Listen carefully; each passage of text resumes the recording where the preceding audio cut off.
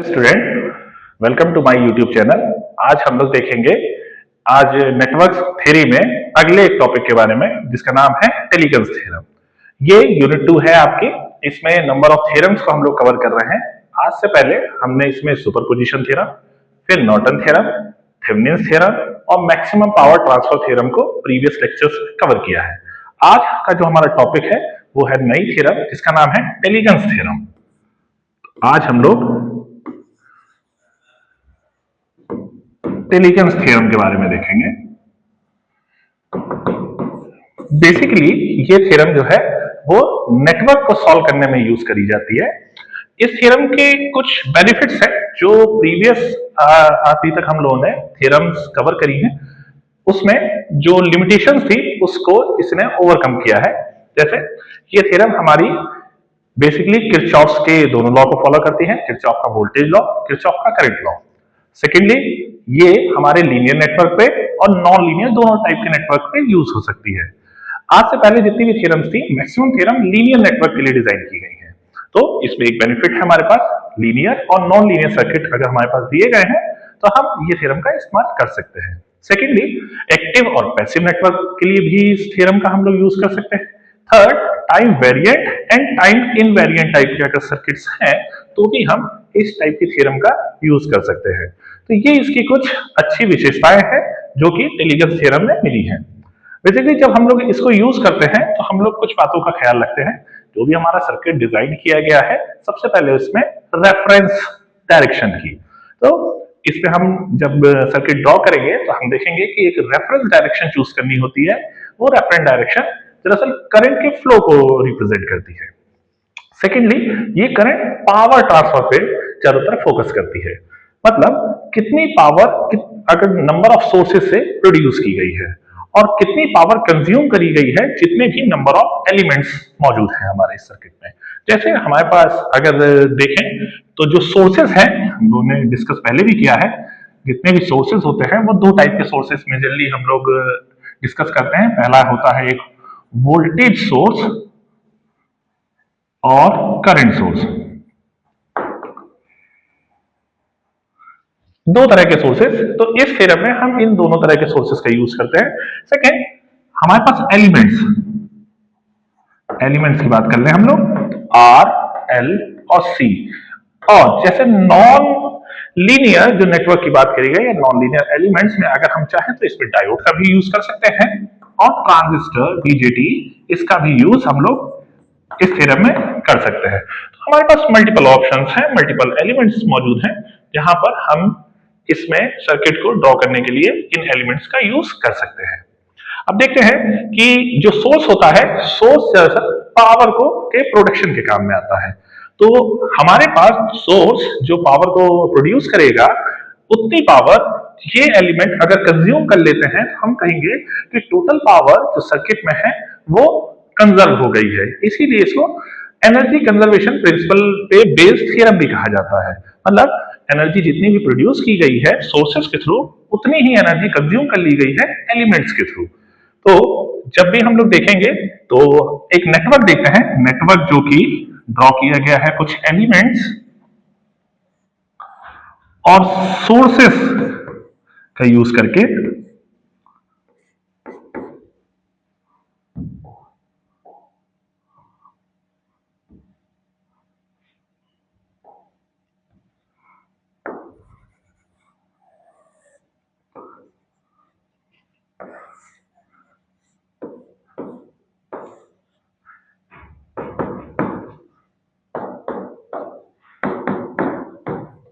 यहां पर हमने कुछ रेजिस्टेंसेस लिए हैं, R1, R2, R3, R4, R5 and R6।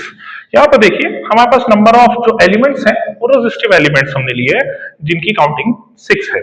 यहां पर हमारे पास नंबर ऑफ वोल्टेज सोर्स भी हैं जिसकी वैल्यू हमने V1, V2 एंड V3 ली है।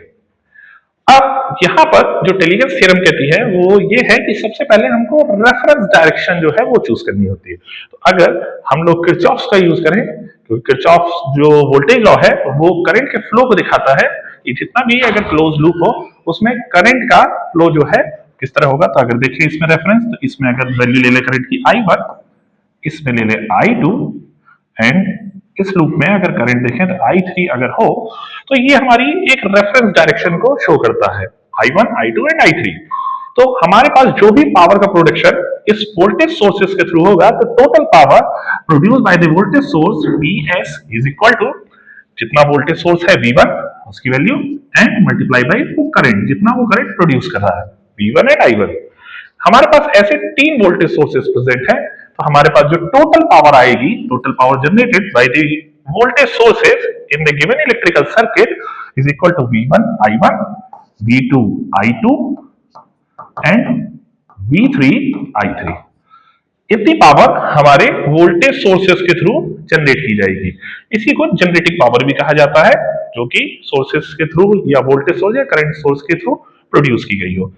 इतनी पावर जब ये सोर्सेस प्रोड्यूस करेंगे तो जो नंबर ऑफ एलिमेंट्स है हमारे पास 6 एलिमेंट जो कि रेजिस्टिव एलिमेंट्स हैं, इनका काम क्या है, ये पावर को एब्सॉर्ब करते हैं, तो इनको एब्सॉर्बिंग एलिमेंट्स भी कहा जाता है। तो total power absorb by these elements जिसे हम लोग पीई से रिप्रेजेंट करते हैं, PE is equal to power जो होती है कंज्यूमिंग वो है आई स्क्वायर इंटू आर। तो कितना करंट किस रेजिस्टेंस में जा रहा है वो उसका स्क्वायर मल्टीप्लाई बाय वो रेजिस्टेंस वैल्यू। अब जैसे अगर हम देखें फॉर एग्जांपल लूप 3 में रेजिस्टेंस है R6, R1 and R2। R6 में जाने वाला करंट अगर I3 है तो हम यहां पर I3 का स्क्वायर मल्टीप्लाई बाय वो रेजिस्टेंस R6 प्लस यहां पर हमारे पास 2 एलिमेंट्स और हैं R1 एंड R2, लेकिन अगर देखें R1 एक कॉमन एलिमेंट है तो इस कॉमन एलिमेंट में जाने वाला जो करंट है वो I1 एंड I3 है, लेकिन दोनों की डायरेक्शन एक दूसरे के अपोजिट है, इसलिए जो रिजल्टेंट आएगा वो है I3 माइनस I1 का होल स्क्वायर मल्टीप्लाई बाय ये रेजिस्टेंस R1 प्लस अब हमारे पास एक दूसरा एलिमेंट और है R2। इसमें सेम कॉमन एलिमेंट है, इसमें जाने वाला जो करंट है I3 और I2, लेकिन अगर दोनों की डायरेक्शन देखी जाए तो दोनों की डायरेक्शन अपोजिट है। मैं I3 को रेफरेंस लेके चल रहा हूं तो I3 की वैल्यू ज्यादा होगी एंड I2 तो I3 माइनस I2 का whole square multiply by R2। तो हमारे पास जो आएगा I3 माइनस I2 का whole square multiply by R2 plus अभी हमारे पास और भी देखें कि एलिमेंट्स बचे हुए हैं।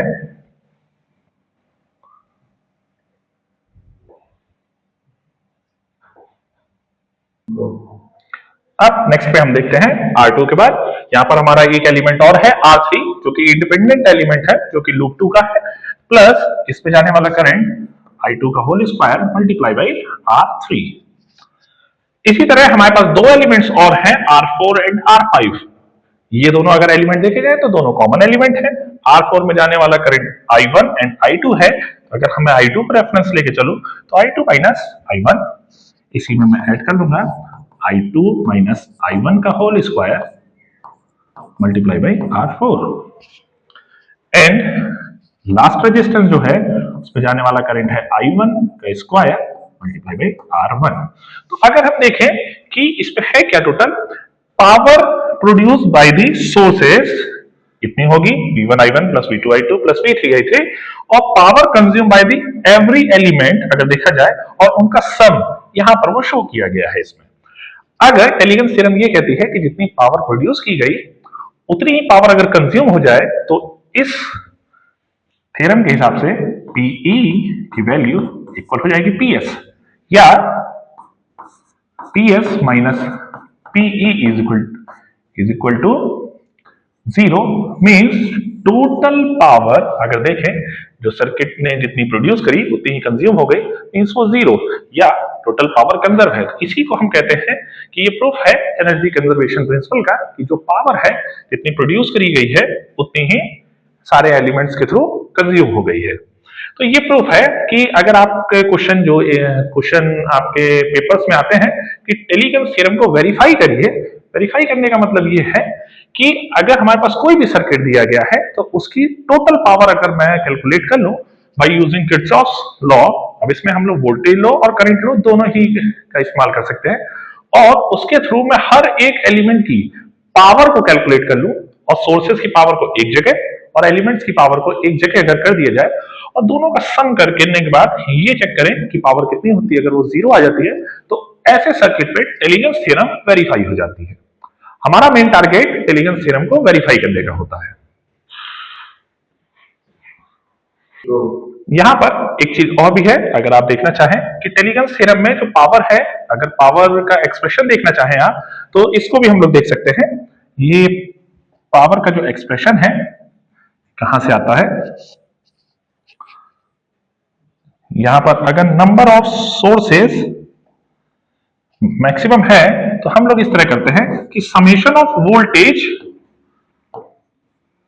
जो वोल्टेज है ये के, इसमें नंबर ऑफ वोल्टेजेस आ जाएंगे के, और अगर मैं उस के की लिमिट को 1 से लेके n, मान लीजिए हमारे पास एलिमेंट्स वोल्टेजेस के एलिमेंट या करंट के एलिमेंट के तक है और नंबर ऑफ एलिमेंट्स भी के है, तो वी के इंटू आई के, वी के आई के पावर को रिप्रेजेंट करता है, और नंबर ऑफ एलिमेंट्स n है तो वी के इंटू आई के का जो समेशन होगा, अगर ये वैल्यू जीरो है तो यही हमारी टेलीजेंस थ्योरम का स्टेटमेंट भी है।